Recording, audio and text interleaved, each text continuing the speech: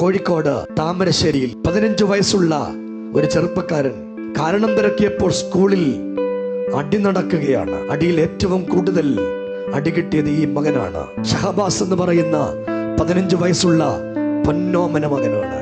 പിറ്റേ ദിവസം രാവിലെ, അതായത് ഇന്നലെ, ഷഹബാസ് 15 വയസ്സുകാരൻ ലോകത്തിൽ നിന്ന് മാറ്റപ്പെട്ടു. എന്റെ ചോദ്യം, കൊല്ലാൻ ഇവന് എവിടുന്ന് വാസന കിട്ടി?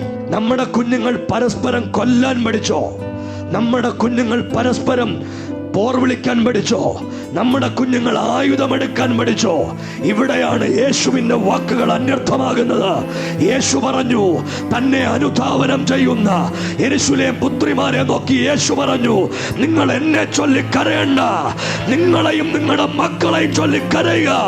കേരളമേ, മക്കളെ ചൊല്ലി കരയണ്ട കാലം അവസാനിച്ചുപോയി.